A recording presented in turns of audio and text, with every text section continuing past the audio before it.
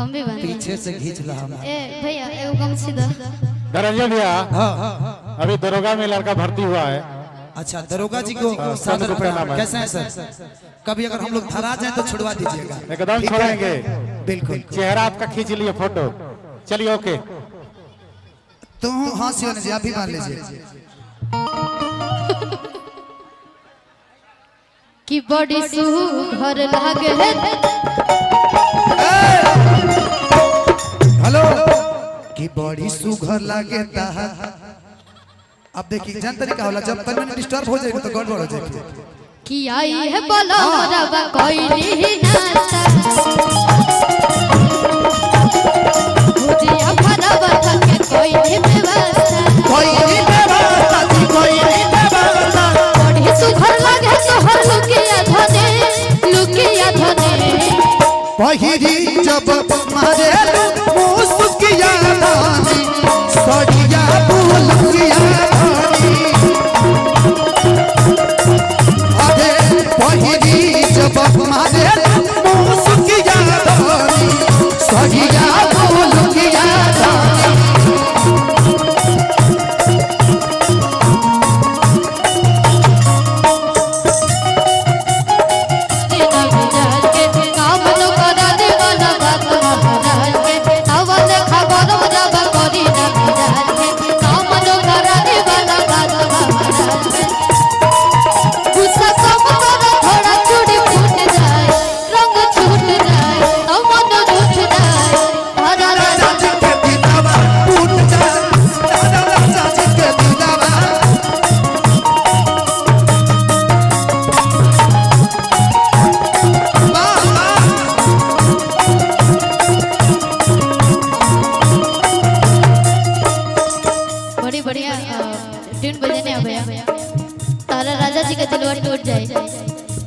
एगो हमार पहला गाना आइल रहे भैया के साथे लेके थरिया खोजल हतर थरिया आग लाग जाला दिल के भीतरिया।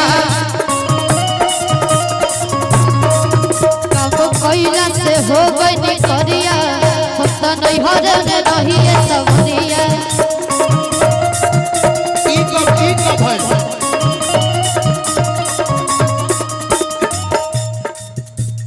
रुसना करे जा हमर फाटे रुसना करे जा हमर फाटे छोटी छोटी बात बात लगा नडू डाले ए धनी नहीं बू कि धनी हो सब धनंजय भैया देखिए मेरा धीरे धीरे मूड बन रहा है चाचा।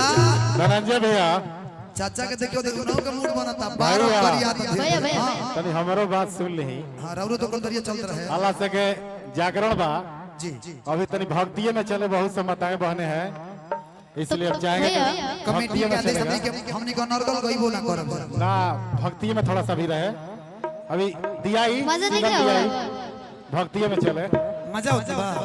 तब एमे गाड़ी थोड़ी नहीं अब भक्ति करन लो कि धनी हो सब धन तहरे नो बाटे धनी हो सब धन तहरे नो बाटे धनी हो सब धन तहरे नो बाटे करे जा हो सब धन तहरे नो बाटे। के थरिया खोजल हतर थरिया आग लाग जाला दिल के भीतरिया। काम कइला से हो गई करिया हम त नहीं हरे में रहिए सबरिया।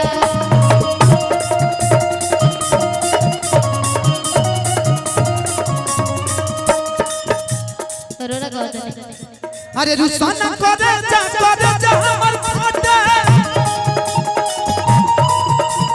छोटे छोटे बात पर तू लगो नडू डाले धनी हो सब धन तहरे नो बाटे धनी हो सब धन तहरे धनी हो सब धन तहरे नो बाटे धनी हो सब धन।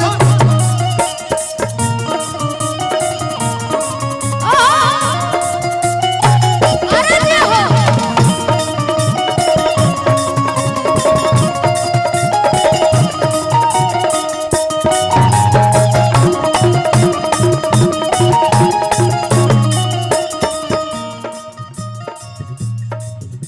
छौरी कहे के बा अरे तनी स्केल चेंज रुक जा स्केल चेंज करत रही हो जाए ना ठीक है, कोई दिक्कत नहीं।